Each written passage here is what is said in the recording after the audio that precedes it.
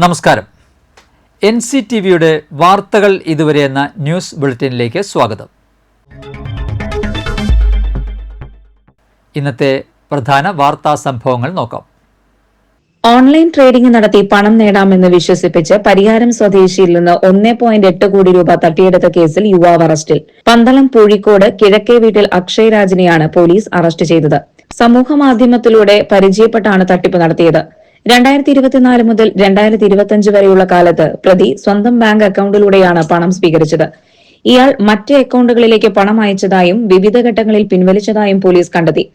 Chalakudy inspector MS Shajan, SI മാരായ Ramya Karthikeyan, Justin Varghese, CPOമാരായ Sabarinath, Sreenath, Ananthu എന്നിവരാണ് അന്വേഷണം നടത്തിയത്.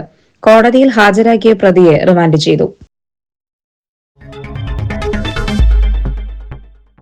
ആരോഗ്യമേഖല സർക്കാരിനെ അവഗണിക്കുന്നുവെന്നാരോപിച്ചും ആരോഗ്യമന്ത്രി വീണ ജോർജിന്റെ രാജി ആവശ്യപ്പെട്ടും കോൺഗ്രസ് പുതുക്കാട് ബ്ലോക്ക് കമ്മിറ്റിയുടെ നേതൃത്വത്തിൽ പുതുക്കാട് താലൂക്ക് ആശുപത്രിയിലേക്ക് മാർച്ചും ധർണയും നടത്തി. പുതുക്കാട് സെന്ററിൽ നിന്നും ആരംഭിച്ച മാർച്ച് താലൂക്ക് ആശുപത്രിക്ക് സമീപം പോലീസ് തടഞ്ഞു. തുടർന്ന് നടന്ന പ്രതിഷേധ യോഗം KPCC സെക്രട്ടറി ഷാജി കോടങ്കണ്ടത്ത് ഉദ്ഘാടനം ചെയ്തു. Block Congress committee president Sudhan Kariyil അധ്യക്ഷത വഹിച്ചു. DCC സെക്രട്ടറിമാരായ TM ചന്ദ്രൻ, സെബി കൊടിയൻ, യൂത്ത് കോൺഗ്രസ് സംസ്ഥാന secretary Jerome John, UDF convener Soman Moothrathikkara, block vice പ്രസിഡന്റുമാരായ ഷാജു കാളിയങ്കര, AB പ്രിൻസ്, മണ്ഡലം പ്രസിഡന്റുമാരായ രാജു തളിയപ്പറമ്പിൽ, ഫ്രാൻസിസ് പടിഞ്ഞാറെത്തല, സിജോ ഇടപ്പള്ളി, ഷാഫി കല്ലുപറമ്പിൽ, ബ്ലോക്ക് സെക്രട്ടറിമാരായ Varghese Thekkethala, Shaju Monad, Sindo Payyappilly, Sijo Antony, Linson Pallan, VV Pius, James Parappilly, Madhusoodanan master, block vice president Stanlo George തുടങ്ങിയവർ പ്രസംഗിച്ചു.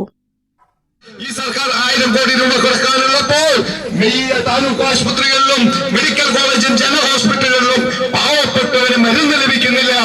നിങ്ങൾ മനസ്സിലാക്കണം, എന്തോരം താഴ്ത്തേക്ക്, എന്തോരം ഭൂമിയുടെ അടിയിലേക്കാണ് ഈ കേരളത്തിലെ മെഡിക്കൽ രംഗം പോയത്. അപമാനമാണ് ഈ കേരളത്തിലെ മെഡിക്കൽ രംഗം. അത് തന്നെയല്ല, ഉമ്മൻചാണ്ടിയുടെ കാലത്ത് കൊണ്ടുവന്ന വികസനങ്ങളുടെ ചൂട് പിടിച്ചുകൊണ്ട് ആരോഗ്യ രംഗത്തെ കൈപ്പിടിച്ചുയർത്താൻ യാതൊരു സംഘം വെച്ചില്ല. മന്ത്രി വീണ ജോർജും മന്ത്രി VN വാസവൻ അടക്കമുള്ള നേതാക്കൾ ഒരുമിച്ചിരുന്നുകൊണ്ട് ഒരു പാവപ്പെട്ട സ്ത്രീ തലയോല പറമ്പിൽ നിന്ന് സ്വന്തം മകളുടെ ചികിത്സയ്ക്ക് കൂട്ടിരിക്കാൻ വന്ന ആ പാവപ്പെട്ട സ്ത്രീയുടെ കൊലപാതകം നടത്തിയത് കേരളത്തിലെ 2 മന്ത്രിമാരാണ് എന്ന് ആലോചിക്കണം. പേരെടുക്കാൻ പോയ വയറ്റാട്ടി എരിട്ട പറ്റുമെന്ന് കേട്ടിട്ടേ ഉള്ളൂ. നമ്മളിപ്പോ കോട്ടയത്തെ പഴയ കെട്ടിടം ഇടിഞ്ഞു വീണതിന് പേര് സമരം ചെയ്യാൻ വന്ന പുതുക്കാട് വന്നപ്പോഴാണ് നമ്മൾ അറിയുന്നത് പുതിയ കെട്ടിടം ഇടിഞ്ഞു വീണിരിക്കുന്നുവെന്ന്. സംസ്ഥാനത്തെ എല്ലാ ബ്ലോക്ക് കമ്മിറ്റിയുടെ പേരിലും എല്ലാ ഹോസ്പിറ്റലുകളിലും ഇതുപോലെ ധർണയും മാർച്ചും നടത്തി. നമുക്കറിയാം, ഒട്ടേറെ കാര്യങ്ങളെ നേരത്തെ സൂചിപ്പിച്ചു. ഈ സമരത്തിന് എല്ലാ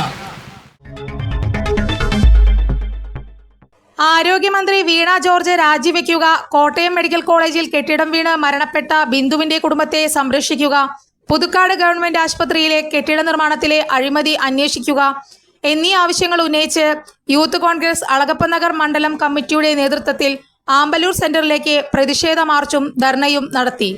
യൂത്ത് കോൺഗ്രസ് പുതുക്കാട് നിയോജക മണ്ഡലം പ്രസിഡന്റ് ഫൈസൽ ഇബ്രാഹിം ഉദ്ഘാടനം ചെയ്തു. മണ്ഡലം youth Congress committee president Haran Baby അധ്യക്ഷത വഹിച്ചു. ആൻസ് ആൻഡോ, ആൽബിൻ സ്റ്റാൻലി, അഭിജിത്ത് അഭിമന്യു, ആന്റണി കുറ്റുകാരൻ, ജിമ്മി മഞ്ഞളി, MP വർഗീസ്, KS മനോജ് കുമാർ, സന്തോഷ് പാറേക്കാടൻ എന്നിവർ പ്രസംഗിച്ചു.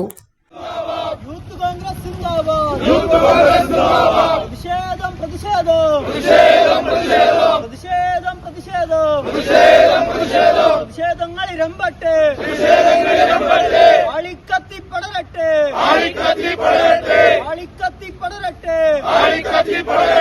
യൂത്ത് കോൺഗ്രസ് സിന്ദാബാദ്, യൂത്ത് കോൺഗ്രസ് സിന്ദാബാദ്.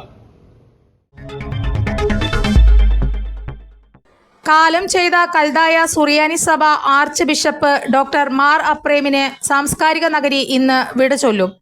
മാർത്താമറിയം വലിയ പള്ളിയിൽ ഇന്ന് രാവിലെ 7-ന് നടന്ന കുർബാനയ്ക്ക് ശേഷം സിംഹാസനത്തിൽ ഇരുത്തിയ മൃതദേഹം കരിവിളയച്ചൻ പള്ളിയിലേക്ക് മാറ്റിയതിനു ശേഷമാണ് 10 മണിയോടെ സംസ്കാര ശുശ്രൂഷകൾ ആരംഭിച്ചത്.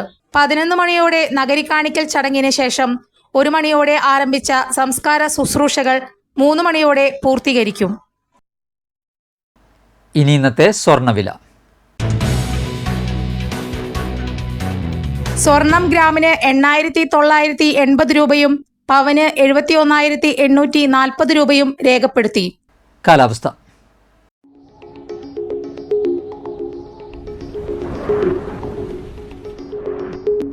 കൂടിയ താപനില 29 ഡിഗ്രി സെൽഷ്യസ്, കുറഞ്ഞ താപനില 24 ഡിഗ്രി സെൽഷ്യസ്. ഇതോടെ വാർത്തകൾ ഇതുവരെ എന്ന ന്യൂസ് ബുള്ളറ്റിൻ സമാപിക്കുന്നു. നന്ദി, നമസ്കാരം.